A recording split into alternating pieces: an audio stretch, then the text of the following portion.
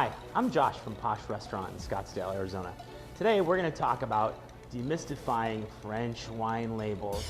We all love a nice glass of wine, but there's nothing more intimidating than walking into a wine shop and wanting to try something new, but not even knowing where to start. And one of the problems is many of the places in Europe, France or Italy, have wines named based on where they're from. Now, walking in and grabbing a bottle of something from America is pretty simple. We have here a bottle of Fox Farm Vineyards 2008 Syrah. Not a lot of questions about this.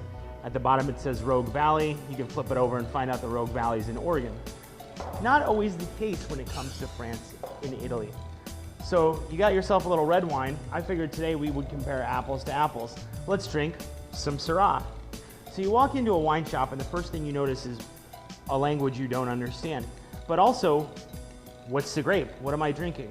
Well, the biggest difference is that, especially in France, wines are named from where they're from, and they don't put the grape varietal on the bottle. So first you need to do a little homework and a little memorization, or at the very least turn around and ask somebody working at the wine shop. But what we have here on this label at the top is the name of the producer, Domaine Chave. Below that, we have the vintage, and then the region is labeled front and center, l'Hermitage. Hermitage is a small village in the northern Rhone River. And by knowing enough about Hermitage, you'll know that this bottle contains 100% Syrah. There are 4 villages in the northern Rhone. All of them do some degree of Syrah, 100% in Hermitage. So if you don't have time to ask a question, but you have done a little homework, you'll know by seeing in Hermitage that this is 100% Syrah. Now, to get a little more confusing, like most wine labels, we have alcohol listed somewhere on the bottle and the alcohol percentage.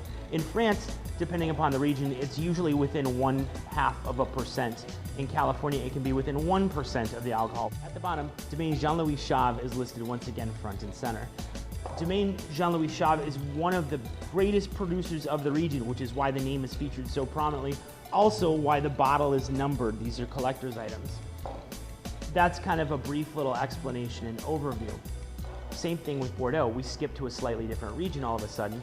Now we have, again, we need to know the knowledge of what could possibly be in this bottle. We have a bottle that says Chateau de Prieur, same thing. Labeled prominently, front and center is the actual chateau or the producer. Just below that, the vintage, and it includes Bordeaux. By knowing this particular wine in this particular region, we know that Chateau Prieur is on the left bank of the Medoc River, which is what divides Bordeaux into 2 sections. The left bank is mostly Cabernet Sauvignon with a little teeny bit of Cab Franc Merlot, Petit Verdot. On the right bank, if we were doing a right bank, somewhere called Saint-Estèphe or Pomerol, we would have mostly Merlot.